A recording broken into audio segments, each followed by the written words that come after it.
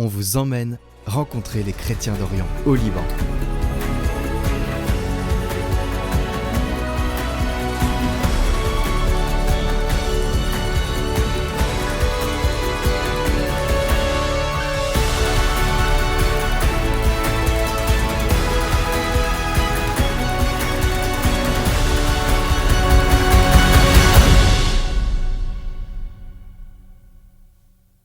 Là, on est juste devant le silo qui a explosé. Vous pouvez le voir derrière moi, c'est le truc ici.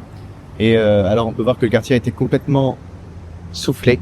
Là, vous avez un immeuble, il n'y a plus aucune fenêtre, il n'y a plus rien dedans. Là, pareil, vous avez un immeuble qui est complètement vide et tout a été soufflé. Et bon, là aussi, on le voit. Donc, c'est assez impressionnant. Après avoir été dans la zone sinistrée par l'explosion du silo à Beyrouth, on s'est dirigé vers un EHPAD. Un EHPAD où on a pu voir l'action de l'œuvre d'Orient. Cet après-midi, on est allé dans un EHPAD où on s'est retrouvé un peu démunis parce que la mère supérieure qui devait nous accueillir n'était pas tout à fait au courant qu'on allait filmer, n'était pas du tout d'accord pour qu'on filme les pensionnaires. Nous accueillons des personnes âgées, pour la plupart dépendantes. Nous avons actuellement 70 résidents. Ici, on travaille beaucoup à la fois entre chrétiens et musulmans. Enfin, le personnel ici, les aides-soignants, sont surtout des musulmans. C'est une relation très respectueuse, ils sont assez curieux et c'est une relation hyper ouverte. Notre mission est très importante au Liban, étant donné qu'il y a beaucoup de familles qui s'expatrient et qui laissent leurs personnes âgées seules. Après l'EHPAD, la journée était déjà finie, c'était un jour de repos. Vous allez voir que tous les soirs, quand on rentrait, il fallait faire la cérémonie de l'escalade. On est obligé d'escalader tous les soirs parce que, en fait, on n'a même pas la clé pour rentrer chez nous.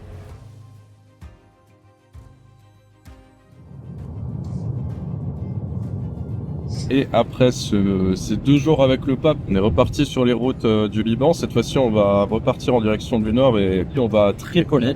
Voilà, c'était quoi la blague que t'as dit là avant? Je dis que là-bas tout le monde dit bonjour parce qu'ils sont très polis.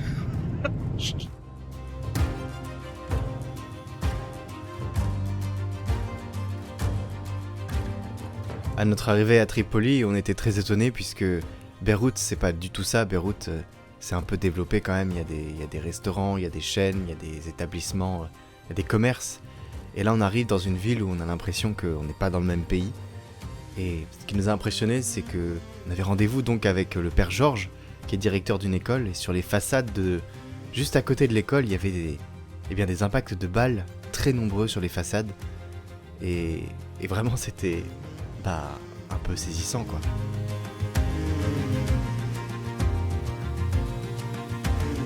Le père Georges nous a accueillis comme des petits rois à son école.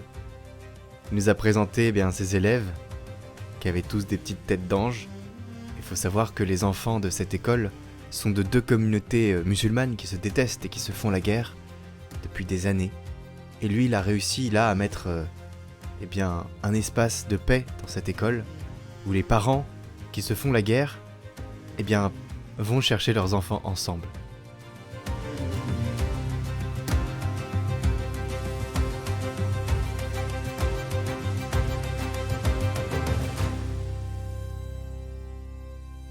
Je suis le directeur. On a bâti l'école sur les terrains de l'église. Nous sommes dans à la moitié des 2 régions. Il y a la région alawite et la région sunnite. Historiquement, il y a un malentendu entre les deux. Il y avait la haine entre les deux. Moi, je suis assisté à deux périodes de guerre. Chaque période, quelques années, on a restauré l'école 2 fois. On avait 2 portes. L'une mène à la région alawite et l'autre à la région sunnite. Mais on a ouvert une seule porte pour que les gens se rencontrent toujours, pour qu'ils parlent toujours, pour qu'ils se croisent, pour penser que l'autre est comme moi. Si on vit ensemble, si on rit ensemble, si on mange ensemble, alors je vais voir que l'autre n'est pas autre que moi. On peut faire une vie ensemble. Je suis convaincu que nos jeunes, nos petits, si dès maintenant, ils savent vivre avec respect de l'autre. Et quand ils grandissent, ils vont avoir ces habitudes. Il a confiance dans sa mission alors qu'il est entouré de musulmans. Il est là comme une petite lumière qui tient bon malgré tout dans ce service pour faire rayonner le Christ autour de lui.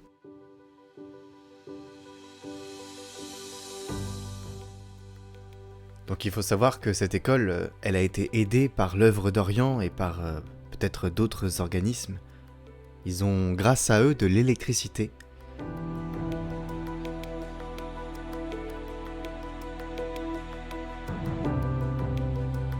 On va maintenant quitter l'école. On va visiter Tripoli, puisque le père Georges a gentiment accepté de nous faire un petit tour.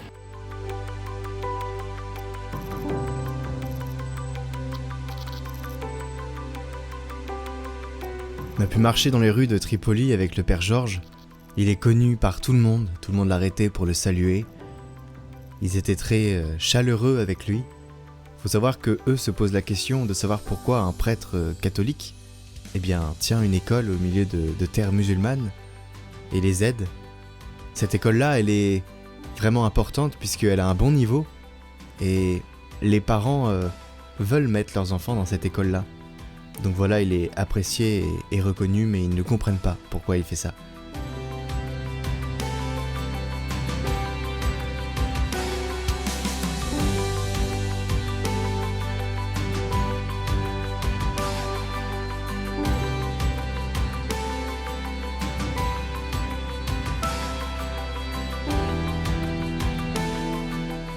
Dans les rues de Tripoli, le père Georges nous a montré la rue des églises, où il y avait avant une dizaine d'églises qui étaient là. Maintenant, ça a bien changé. On est aussi passé dans un lycée où on a rencontré des jeunes qui étaient très gentils et qui voulaient prendre des photos avec nous.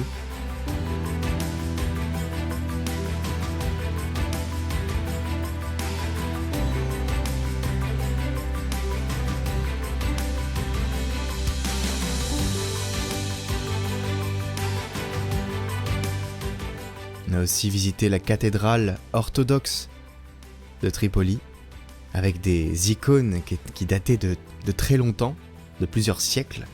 Et encore une fois, le père Georges a pris du temps pour nous, à l'instar du père Annie, et on lui est vraiment très reconnaissant parce qu'il nous a raconté beaucoup de choses sur le Liban, sur sa vie, sur son expérience. Vous savez que les prêtres ici sont mariés. En tout cas, certains sont mariés puisque c'est des prêtres maronites et qu'ils sont de l'église primitive. Alors ils ont la possibilité de se marier. Et il nous expliquait justement les détails de cela parce que c'est pas fait n'importe comment quand même. Les Libanais aiment leur église. Ils sont attachés aux églises. Merci beaucoup. Merci. À bientôt. À bientôt. Saluez votre femme de ma part. Merci mon père.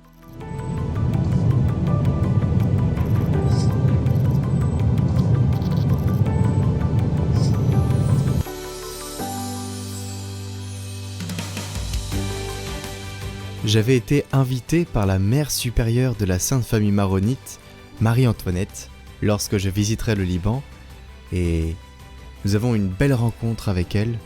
Elle nous a présenté une figure particulièrement intéressante, autour d'un petit thé et de petits gâteaux super délicieux.